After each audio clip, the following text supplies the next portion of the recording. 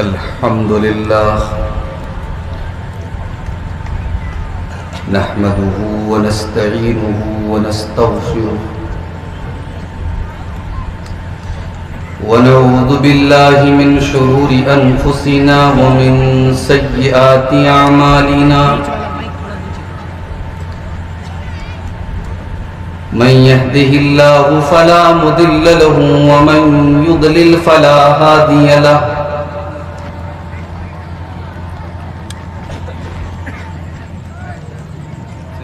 وأشهد أن لا إله إلا الله وحده لا شريك له وأشهد أن محمدا عبده ورسوله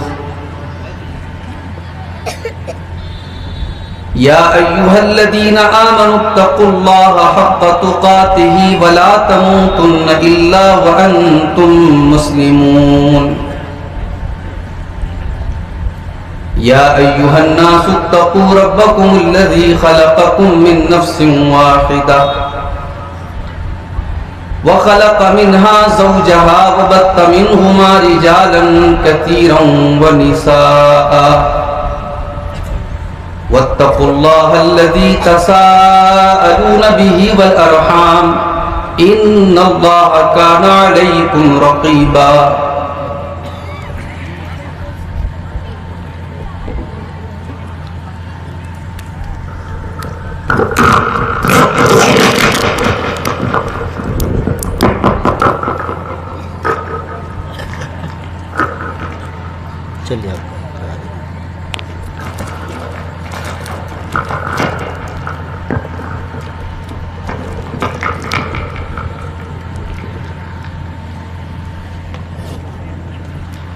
يا أيها الذين آمنوا اتقوا الله وقولوا قولا سديدا يصلح لكم أعمالكم ويغفر لكم ذنوبكم ومن يطع الله ورسوله فقد فاز فوزا عظيما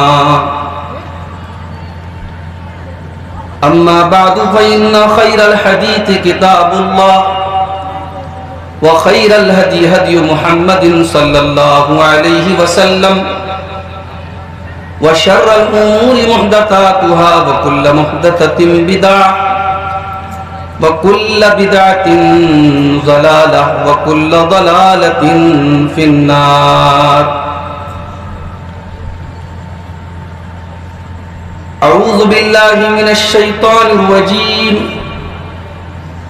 بسم الله الرحمن الرحيم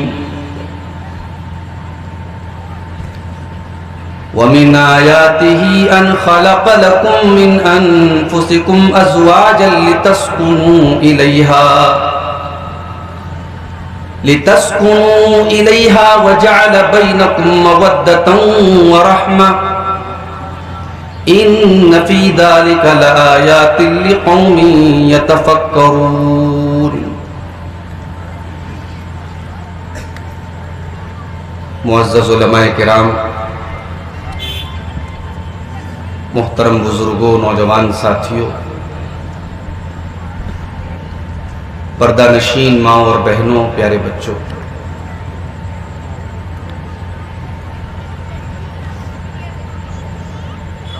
غمائش مئو کے اس عظیم الشان پروگرام کے پہلے دن کا یہ آخری خطاب جو مجھے آپ کے سامنے پیش کرنے کی ذمہ داری سونپی گئی. میں نے جلسے والوں سے یہ کہا تھا کہ 2 دن کا آپ کا پروگرام ہے. ہمارے شیخ رضا اللہ سلفی صاحب کانپور سے آئے ہیں. ان کے یہاں شجاعت گنج میں بھی ہر سال 2 دن کا پروگرام ہوتا ہے. آپ پہلے دن پوری رات پروگرام مت کروائیے، کوئی ضرورت نہیں ہے. پہلے جیسے حالات نہیں ہیں. قریب کے جو لوگ ہیں وہ اپنی سواریوں سے واپس چلے جائیں گے، جو دور کے ہیں ان کے تو ویسے بھی رہنا ہے 2 دن کے لیے. پہلے دن آپ پروگرام 1 بجے تک چلائیے، پروگرام اچھا چلے گا. لیکن بہرحال جلسے والوں کے اپنے مسائل ہوتے ہیں. انہوں نے کہا نہیں شیخ بڑا گڑبڑ ہو جائے گا، یہ ہو جائے گا، وہ ہو جائے گا، پروگرام ہمیں رات بھر چلانا ہے. اور میری ترتیب کچھ ایسی بنی تھی، مجھے جلدی نکلنا تھا یہاں سے، پروگرام کر کے مجھے 12 ساڑھے 12 بجے نکلنا تھا، کیونکہ صبح آپ جانتے ہیں میں مدرسے میں ٹیچر بھی ہوں، میرے ساتھ وہ بھی مسئلہ تھا. لیکن جلسے والوں نے اصرار کر کے کہ نہیں آپ کو آخر میں بولنا ہے اور عوام کی یہی ڈیمانڈ ہے، آپ کو رکنا پڑے گا. بہرحال مولانا عبدالشکور صاحب مرحوم کہا کرتے تھے کہ تقریر کرنے والا مولوی جب پہنچ جاتا ہے جلسہ گاہ میں تو پھر اس کی نہیں سنی جاتی. وَأَشْهَدُ أَن لَّا إِلَٰهَ إِلَّا اللَّهُ وَحْدَهُ اب میں آ ہی لَا گیا شَرِيكَ لَهُ اور مجھے یہ بھی بڑا اچھا تجربہ ہے پورے بھارت میں، پورے ہندوستان میں مختلف جلسوں میں شرکت کے بعد کہ 12 بجے تک تو تقریر سنی جاتی ہے اور 12 بجے کے بعد مقرر کو سنانا پڑتا. پھر ہمیں آپ کو ایسی باتیں سنانی ہوں گی کہ آپ سنتے رہیں، آپ کو نیند نہ آئے. بھائی انسان ہے، نیند کا غلبہ بھی آ سکتا ہے. تو یہ بہت بڑا چیلنج ہوتا ہے کہ مقرر کو اسے رات میں 1 بجے 1:30 بجے 2 بجے ٹائم دیا جائے. بہرحال بڑے اچھے موضوع پر مجھے آج بولنے کا حکم ملا ہے. جو بھائی ہمارے شادی کر چکے ہیں ان کے بھی مطلب کا ٹاپک ہے، جو ہماری بہنیں شادی شدہ ہیں، کسی کی مسز ہیں، کسی کی وائف ہیں، ان کے بھی مطلب کا ٹاپک ہے، اور جو کسی کے شوہر یا بیوی بننے والے ہیں ان کے بھی مطلب کا ٹاپک ہے. میرا عنوان ہے حقوق الزوجین، میاں بیوی کے حقوق. شوہر کا حق بیوی کے اوپر کیا ہے، بیوی کا حق شوہر کے اوپر کیا ہے. میں بڑا شکریہ ادا کر رہا ہوں جلسے کے منتظمین کا کہ انہوں نے حقوق الزوجین دے دیا. ایک مرتبہ دلی میں سونیا بہار میں بیوی کے حقوق پر تقریر کر کے میں جانے لگا تو وہاں کے مردوں نے پکڑ دیا، مولوی صاحب ہمارا کون بیان کرے گا. اگنور کرنا پڑا. اگلے دن پھر شوہر کے حقوق بیان کیے. تو اب ظاہر ہے کہ بھائی ون وے ٹریفک تو نہیں ہے اسلام میں. اگر شوہر کے حقوق ہے تو بیوی کے بھی حقوق ہیں. تو ہم آج کی اس تقریر میں کوشش یہ کریں گے کہ ہم دونوں کے حقوق، ایک شوہر کے بیوی کے اوپر کیا حقوق ہے اور ایک بیوی کے شوہر کے اوپر کیا حقوق ہے، ہم دونوں کو بیان کریں گے انشاءاللہ. میرے بھائیوں، یہ جو رشتہ ہے میاں بیوی کا، یہ خون کا رشتہ نہیں، یہ اللہ کی طرف سے یہ رشتہ بن کے نہیں آیا. بھئی آپ پیدا ہوئے، کوئی آپ کی ماں ہے، کیوں ماں ہے؟ اس نے جنم دیا. کوئی آپ کا باپ ہے، کیوں ہے؟ کیونکہ وہ آپ کی پیدائش کا سبب ہے. کوئی بھائی ہے، کیوں ہے؟ کیونکہ ایک ہی ماں باپ کے پیدا ہیں. کوئی خالہ ہے، کیوں ہے؟ ماں کی بہن ہے. کوئی پھوپھی ہے، کیوں ہے؟ باپ کی بہن ہے. لیکن یہ جو رشتہ ہے یہ تو ہم بناتے ہیں. لڑکا رہنے والا گمائش مئو کا، لڑکی رہنے والی قنوج کی. لڑکے والوں نے جا کے لڑکی دیکھی، پسند آئی، گھر پسند آیا، خاندان پسند آیا، رشتہ طے ہوا، تاریخ طے ہوئی، مولوی صاحب آئے، نکاح پڑھایا، لڑکے نے کہا قبول ہے، قبول ہے، قبول ہے، نکاح ہو گیا. یہ سارا پروسیس تو ہم کر رہے ہیں. پردہ نشین ماں اور بہنوں، مگر آپ غور کیجیے اس رشتے کو، نکاح کے ذریعے جو رشتہ وجود میں آیا ہے، اس عظیم الشان پروگرام، اس رشتے کے اندر کیسی محبت پیدا ہو جاتی ہے. شوہر بیوی سے کتنی محبت کرنے لگتا ہے کہ بیوی اگر ایک دن کے لیے مائکے جاتی ہے تو شوہر اس سے بات کیے بغیر رہ نہیں سکتا ہے. میں نے شوہر اگر جلسے والوں سے 2-4 روز کے لیے باہر جانے لگے کہ 2 دن کا آپ کا پروگرام، تو چلو ماں کی آنکھ میں آنسو آتے ہیں، ٹھیک ہے، اس کے وہ تو ماں ہے. سلفی صاحب یہ ابھی 4 دن ہوا ہے شادی ہوئے، بیوی ہو رہی ہے، اور ایسا نہیں کوئی بناوٹی آنسو نہیں ہے، کوئی نقلی آنسو نہیں ہے. آپ پہلے دن یہ اصلی آنسو ہے جو بیوی کی آنکھ سے بہے. پہلے 4 دن میں اتنی محبت کیسے پیدا ہوگی؟ غریب کے جو لوگ ہیں وہ اپنی سواریوں سے، یہ محبت اللہ پیدا کرتا ہے. تو ایسے بھی رہنا ہے، दोनों दिन के लिए। یہ جو نکاح کے ذریعے جو میاں بیوی کے بیچ میں محبت پیدا ہوتی ہے، اچھا اچھا یہ کوئی سوشل میڈیا کے ذریعے پیدا نہیں ہوئی ہے، جیسے والوں کے اپنے یہ کوئی واٹس ایپ کی چیٹنگ سے اور فیس بک کی چیٹنگ سے پیدا نہیں ہوئی ہے، بڑا گڑبڑ ہو جائے، یہ محبت اللہ نے پیدا کی۔ رات بھر چلانا ہے۔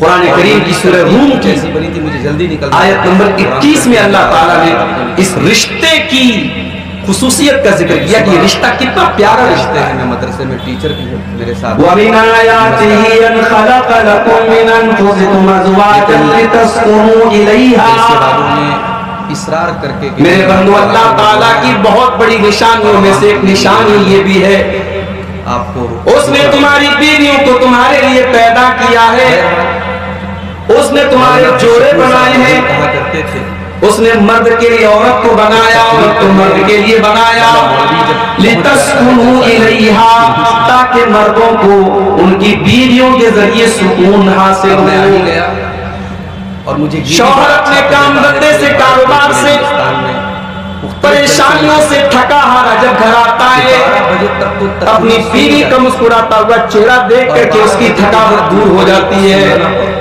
اس کے دماغ کی ٹینشن دور ہو جاتی ہے، اس کا ڈپریشن دور ہو جاتا ہے، اس کے دل کو جو سکون ملتا ہے میرے پیارے بھائیوں، وہ گرل فرینڈ کے ذریعے بوائے فرینڈ کو کبھی نہیں مل سکتا۔ تو یہ بہت بڑا چیلنج ہوتا ہے۔ ہوٹل کے کمروں میں ہونے والی رنگ رلیوں کے ذریعے وہ سکون کبھی زندگی میں حاصل نہیں ہو سکتا جو نکاح کے پوتر بندھن کے ذریعے حاصل ہوتا ہے۔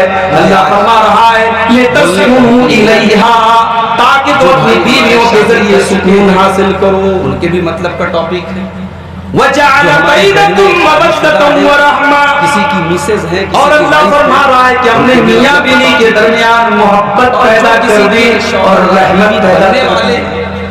ان کے بھی مطلب ایک ہوتی ہے محبت، میرا عنوان ہے اور ایک ہوتی ہے رحمت۔ محبت ہوتی ہے بیوی کے حقوق، جوان جوڑے میں، بیوی بھی جوان، شوہر بھی جوان، کیا ہے بیوی کے اندر بھی اٹریکشن، شوہر کے اندر بھی اٹریکشن، یہاں محبت ہو رہی ہے، جلسے کے منتظمین کا کہ انہوں نے لیکن شوہر 70 سال کا ہو چکا ہے، ایک مرتبہ دلی اس کے جسم کے اندر کوئی طاقت اور قوت باقی نہیں ہے، میں جانے لگا تو وہاں بیوی کے سارے بال سفید ہو چکے ہیں، گال کے اوپر جھریاں آ چکی ہیں، بیوی بھی بوڑھی ہو چکی ہے، شوہر بھی بوڑھا ہو چکا ہے۔ تو اب ظاہر ہے کہ بھائی اب اگر حقیقت میں دیکھا جائے تو جسمانی اعتبار سے کوئی اٹریکشن نہیں ہے، کوئی آکرشن نہیں ہے، کوئی کشش ان کے اندر نہیں ہے، پھر بھی یہ کریں گے کہ ہم دونوں ایک دن کے لیے ایک شوہر وہ بوڑھا شوہر اپنی بیوی سے دور چلا جائے تو بیوی کو بوڑھے شوہر کے بغیر قرار نہیں ہے۔ اس بڑھاپے کی عالم میں اگر بڑھیا مر جائے تو بوڑھے کی آنکھوں سے آنسو کیوں بہ رہے ہیں؟ اللہ فرما رہا ہے میرے بندو، اس بڑھاپے کی عالم میں جب میاں بیوی کے درمیان کوئی اٹریکشن نہیں ہے، کوئی جسمانی تعلق بھی نہیں ہے، میرے بندو ہم نے رحمت کا رشتہ اس نکاح کے پوتر بندھن کے ذریعے پیدا کر دیا ہے۔ شوہر کو بیوی کے اوپر رحم آتا ہے، بیوی کو شوہر کے اوپر رحم آتا ہے، وہ ایک دوسرے کا گلا شکوہ سنتے ہیں، ایک دوسرے کے دکھ درد کو سنتے ہیں، ایک دوسرے کے لیے رحمت بن جاتے ہیں۔ کوئی پھوپھی ہے کیوں ہے باپ، یہ ہے نکاح کا رشتہ۔ لیکن یہ جو کتنا رشتہ قرآن نے کتنا حسین انداز میں اس رشتے کو بیان کیا ہے۔ لڑکا رہنے والا اور آگے بڑھیے، لڑکی رہنے والی قنوج کی، قرآن کا دوسرا پارہ اٹھائیے، لڑکے والوں نے جا کے لڑکی اللہ فرماتا ہے ہن لباس لکم وانتم لباس لہن۔ مولوی صاحب آئے، اے عورتوں، تم اپنے شوہر کے لیے لباس ہو اور اے مردوں تم اپنی بیویوں کے لیے لباس ہو۔ کیا مطلب؟ مگر آپ غور کیجیے، گرمی کا موسم آتا ہے ہم کاٹن کا کپڑا پہنتے ہیں، دسمبر کی سردی آ جاتی ہے ہم وولن کپڑا پہننے لگتے ہیں، بارش کے موسم میں نکلتے ہیں ہم رین کوٹ پہن کر کے باہر نکلتے ہیں، موسم کے اعتبار سے ہم کپڑے پہن کر کے نکلتے ہیں، ہمارا جو کپڑا ہوتا ہے وہ ہمیں موسم کے نقصانات سے بچاتا ہے، وہ موسم کی بری ہواؤں سے ہمیں بچاتا ہے، وہ لباس ہمیں مختلف قسم کے خطروں سے بچاتا ہے۔ اللہ فرما رہا ہے ہن لباس لکم وانتم لباس لہن، شوہر بیوی کے لیے لباس ہے، بیوی شوہر کے لیے لباس ہے۔ زمانے بھر میں بے حیائی کا سیلاب آیا ہوا ہے، بدکاری کا سیلاب آیا ہوا ہے، شوہر کے سامنے جب وہ اسٹیشن کے اوپر سے گزرتا ہے, ایئرپورٹ سے گزرتا ہے, سڑکوں پر سے گزرتا ہے, نہ جانے کتنی بے حیا اور بے شرم لڑکیاں اس کے سامنے سے گزرتی ہیں, اس کے جذبات کو بھڑکانے والے کپڑے پہن پیس کر کے گھومتی ہیں. لیکن جب شوہر اپنے گھر میں آتا ہے, اس کی بیوی محبت کے ساتھ اس کے ساتھ پیش آتی ہے, اس کو سکون پہنچاتی ہے, ان زمانے کے سارے فتنوں کو وہ بھول جاتا ہے. اس کی بیوی اس کو زمانے کے فتنوں سے بچاتی ہے, جس طریقے سے لباس آپ کو سردی سے, گرمی سے اور بارش سے بچاتا ہے. آیت نمبر 21 میں اللہ لباس کا ایک کام اور بھی, رشتے کی لباس اگر نہ ہو ہمارے بدن پہ ہم ننگے ہو جائیں. کوئی انسان اگر مارکیٹ میں کھڑا ہو کے ننگا گھومے, لوگ کہتے ہیں پاگل جا رہا ہے. عقل مند انسان ننگا نہیں ہے. انسان کا لباس اسے بہت بڑی جب تک اس کے بدن پر لباس ہے تب تک اس کی عزت پر پردہ پڑا ہوا ہے. اگر اس کا لباس اتر جائے, اس کے بدن کے کپڑے اتر جائے, تو اس کی عزت کا جنازہ نکل جائے گا. لوگ کہیں گے یہ پاگل ہو چکا ہے. تو مرد کے لیے بنایا, اللہ فرما رہا ہے کہ بیوی شوہر کے لیے لباس ہے اور شوہر بیوی کے لیے لباس ہے. یعنی دونوں ایک دوسرے کے عیب کے اوپر پردہ ڈالتے ہیں. شوہر کے اندر بھی بہت ساری کمیاں ہوتی ہیں, زمانے والے نہیں جانتے لیکن بیوی جانتی ہے. لیکن بیوی اپنے شوہر کی عزت پر ہمیشہ پردہ ڈالتی ہے اور شوہر بھی بیوی کی عزت پر ہمیشہ پردہ ڈالتا ہے. اس طریقے سے لباس ہمارے جسم کے اوپر پردہ ڈالتا ہے. اس کے دل کو جو سکون ملتا ہے. لباس کا تیسرا کام, لباس ہمیں زیب و زینت دیتا ہے. شیروانی جس کے اوپر اچھی لگتی ہے وہ شیروانی پہنتا ہے. کرتا پائجامہ جس کے اوپر اچھا لگتا ہے وہ کرتا پائجامہ پہنتا ہے. پینٹ اور ٹی شرٹ جس کے اوپر اچھی لگتی ہے وہ پینٹ اور ٹی شرٹ پہنتا ہے. ہر انسان وہ لباس پہنتا ہے جو اس کے اوپر اچھا لگتا ہے. اللہ نے فرمایا ہن لباس لکم وانتم لباس لہن. اے مردو, تم بیویوں کے لیے لباس ہو, یعنی تم اپنی بیویوں کے ذریعے تمہاری زندگی میں خوبصورتی آتی ہے. اور تمہارے شوہر تمہارے لیے لباس ہے. جب تک تمہارے شوہر تمہاری زندگی میں, تمہاری زندگی کے اندر کلر ہے, رنگ ہے, جب شوہر ہی چلا جائے تو عورت کی زندگی بے رنگ ہو جاتی ہے. جوان جوڑے میں بے رنگ ہو جاتی ہے. بیوی بھی جوان, شوہر بھی جوان. ہمارے یہاں کسی عورت کا شوہر مر جائے شوہر کے اندر بھی اٹریکشن, تو بہت سارے لوگ اس بیوہ عورت کی شادی کے بارے میں نہیں سوچتے. لیکن لوگ کیا بولتے ہیں, ارے عورت ہے بچے کے سہارے گزار دی. اس کے جسم کے بہت بڑا جھوٹ ہے, کوئی طاقت, بہت بڑا جھوٹ ہے یہ, بہت بڑی مکاری ہے یہ. اس عورت کے ساتھ, اس کے مستقبل کے ساتھ کھلواڑ ہے میرے بھائیوں. وہ عورت بچے کے ساتھ گزارتی نہیں ہے, ہم اس کو گزارنے پر مجبور کرتے ہیں. عورت بیوہ ہو جائے بیچاری تو شوہر کے ساتھ ساتھ اس کی جوانی, اس کی خواہشات کو بھی دفن کر دیا جاتا ہے اور کہا جاتا ہے یہ تو عورت ہے بچے کے ساتھ.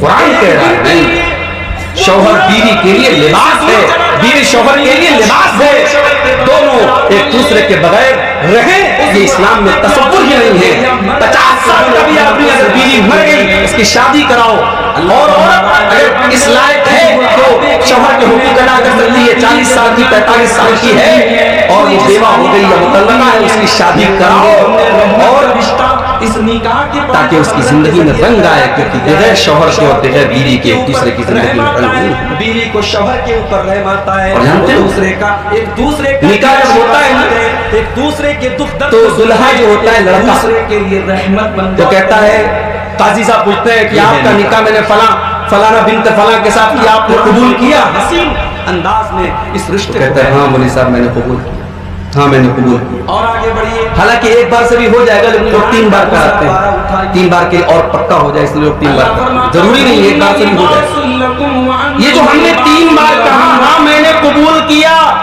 اے عورتوں, اچھا یہ ایک مسئلہ بتا دوں, شوہروں کے لیے لباس, لڑکی کے یہاں بھی مولوی صاحب جاتے ہیں. آپ کیا جانتے ہیں کہ نہیں کمائیں, مولوی صاحب جو قاضی صاحب ہے وہ لڑکی کیا بھی جاتے ہیں, گرمی کا موسم, اور لڑکی سے بھی پوچھتے ہیں کہ آپ کا نکاح فلاں بن فلاں کے ساتھ ہو رہا ہے کہ آپ نے قبول کیا, لڑکی بھی کہتی ہے ہاں میں نے قبول کیا. بارش کے موسم میں ہمارے علماء بیٹھے پوری ذمہ داری کے ساتھ باہر نکلتے ہیں. یہ لڑکی سے قبول کرانے کا کانسیپٹ نہیں ہے اسلام. ہمارا جو کپڑا ہوتا ہے لڑکی سے اجازت لینے کا کانسیپٹ چاہتا ہے وہ موسم, لڑکی قبول نہیں کرے گی, قبول تو لڑکا کرے گا, مرد کرے گا. مرد اس کو اپنے نکاح میں لے رہا ہے, بچاتا ہے. اس لڑکی سے اجازت لی جائے گی کہ تیرا نکاح فلاں کے ساتھ ہو رہا ہے, تو راضی ہے کہ نہیں اس پر؟ تو اجازت دے رہی ہے کہ نہیں دے رہی؟ اور یہ اجازت ضروری نہیں کہ قاضی صاحب لے، اجازت اس کا باپ لے لے، اس کا بھائی لے لے، اس کی ماں لے لے کافی ہے، اس کا ولی لے لے کافی ہے۔ مگر ہمارے یہاں باقاعدہ قاضی صاحب مولوی صاحب لڑکی کے پاس جا کے قبول کرواتے ہیں۔ سڑکوں پر سے گزرتا ہے اور آج کل پاکستانی سیریلوں کی دین ہے، اب تو میں نے سنا ایک صاحب بتا رہے ہیں کہ دلہن کا دوپٹہ بھی ایسا ہے، اس پر قبول ہے قبول ہے قبول ہے 3 بار۔ گھر میں آتا ہے، یہ نئے نئے فیشن چل رہے ہیں، لڑکا لڑکی کا نام لکھا رہے گا اور دوپٹے پر 3 بار قبول ہے قبول ہے، یہ عورت کے دلہن کے دوپٹے پر لکھا ہے۔ بھول جاتا ہے اس کی یہ سب واحد چیزیں ہیں، اسلام میں یہ ہے کہ لڑکا قبول ہے۔ اب جب لڑکے نے کہا مجھے قبول ہے تو یہ کوئی معمولی بات اس نے نہیں کہی ہے، یہ دنیا کا سب سے خطرناک ایگریمنٹ ہے۔ ہم ننگے ہو جائیں، جب آپ نے کہہ دیا کہ میں نے اس لڑکی کو اپنے نکاح میں قبول کیا، لوگ کہیں گے سر سے پیر تک وہ لڑکی آپ کے لیے حلال ہو گئی، اس کی ساری ذمہ داری آپ کے کندھوں پر آ گئی۔ اسی لیے قرآن کریم میں اللہ تعالیٰ جب نکاح کا ذکر کرتا ہے فرماتا ہے وَأَخَذْنَا مِنْكُم مِّيثَاقًا غَلِيظًا، او لوگوں تمہاری بیویوں نے جب تمہارے ساتھ نکاح کیا تھا تو بہت بھاری ایگریمنٹ تمہارے اور ان کے بیچ میں ہوا تھا۔ جب تم نے اپنے قاضی سے اپنے مولوی سے کہہ دیا میں نے نکاح کو قبول کر لیا تو تم نے بہت بھاری ایگریمنٹ کو سویکار کیا ہے، یہ کوئی چھوٹا موٹا ایگریمنٹ نہیں ہے، یہ بہت بڑا میثاق ہے، بہت بڑا ایگریمنٹ ہے، یہ بہت بڑا معاہدہ ہے، اس کو ہلکے میں مت لینا۔ قرآن کہہ رہا ہے یہ بہت بڑا ہے۔ اپنی بیوی کی عزت پر ہمیشہ پردہ ڈالتا ہے۔ تو میرے بھائیوں نکاح کی یہ اہمیت اور کے اوپر پردہ ڈالتا ہے، اس رشتے کی اہمیت ہے۔ لباس اب دلہا دلہن کل تک ایک دوسرے کے لیے اجنبی تھے، حرام تھے، شیروانی جس کے اوپر لڑکا لڑکی کو چھو نہیں سکتا تھا، اس کو دیکھ نہیں سکتا تھا، آج ایک دوسرے کے لیے حلال۔ پہنتا ہے پینٹ اور ٹی اب شرٹ، ان کا حق کیا ہے اس پر مجھے آج ٹی بات۔ شرٹ پہنتا ہے ہر انسان۔ اس کے پہلے کہ میں بیوی کا حق شوہر کے اوپر کیا ہے، شوہر کا حق بیوی کے اوپر کیا ہے، میں کچھ ایسی چیزیں آپ کے سامنے بیان کرتا ہوں جو میوچول ہے۔ میوچول مطلب کامن ہے، جو مرد کے ذمہ بھی ضروری ہے، عورت کے ذمہ بھی ضروری ہے۔ وہ مرد کا حق بیوی کے اوپر بھی ہے اور بیوی کا حق شوہر کے اوپر۔ اس میں سب سے پہلی چیز یہ کے اندر کلر ہے کہ شوہر بیوی کے دین کے سلسلے میں اس کی مدد کرے، بے رنگ ہو جاتی ہے، بیوی شوہر کے دین کے سلسلے میں مدد شوہر کرے۔ مر جائے، شوہر نماز نہیں پڑھ رہا ہے، بیوہ عورت کی شادی کے بارے میں نہیں بیوی اس گھر میں بیوی بن کر کے آئی ہے، بہو بن کر کے آئی ہے، عورت ہے بچے کے ساتھ، اس نے دیکھا کہ میرا شوہر نماز نہیں پڑھ رہا ہے۔ بہت بڑا جھوٹ اب اسلام یہ کہتا ہے، شریعت یہ کہتی ہے کہ بیوی کی یہ ذمہ داری ہے کہ وہ شوہر کو نمازی بنائے، اس کو دین کی طرف لے کر کے آئے، ہم اس کے اندر جو بھی دین کے اعتبار سے کمی ہے اس کمی کو دور کرنے کی، اس لڑکی کو عورت کو چاہنے کی کوشش اس کریں۔ کی خواہشات کو بھی دفن کر دیا جائے۔ اللہ کے پیارے نبی سے بچے کے ساتھ صحابہ نے پوچھا کہ اللہ کے نبی سب سے بہترین مال کیا ہے، سب سے بہترین دولت کیا ہے، سب سے بڑا خزانہ کیا ہے؟ آپ نے فرمایا 3 چیزوں کو خزانہ بنا لو۔ نہیں ہے 3 چیزیں دنیا کا سب سے بڑا خزانہ ہے۔ آپ نے فرمایا لیتخذ احدکم قلبا شاکرا ولسانا ذاکرا وزوجۃ مؤمنۃ تعینہ علی امر ذاکرا۔ اور 3 چیزیں اگر تمہارے پاس ہے، تم سے بڑا دولت والا کوئی نہیں ہے، تم سے بڑا خزانے والا کوئی نہیں، تم سے بڑا مال والا کوئی نہیں۔ قلبا شاکرا، پہلی چیز آپ کے سینے میں کیسا دل ہو، جو دل اللہ تعالیٰ کا شکریہ ادا کرنے والا ہو، اس دل کے اندر اللہ کی ناشکری نہ ہو۔ کاروبار چل رہا ہے تب بھی اس دل کے اندر اللہ کا شکر ہو، کاروبار میں مندی آ جائے تب بھی اللہ کا شکر ادا کرنے والا ہو، آپ کے فیور والی حکومت ہو تب بھی اس دل میں اللہ کا شکر ہو، آپ کے خلاف ایکشن اٹھانے والی حکومت آ جائے تب بھی اس دل میں اللہ کا شکر ہو، آسانی آ جائے تب بھی وہ دل اللہ کا شکریہ ادا کرے، اور پریشانی کے دن آ جائے تب بھی وہ دل اللہ کا شکریہ ادا کرے۔ ایسا دل اپنے سینے کے اندر پیدا کرنے کا مشورہ۔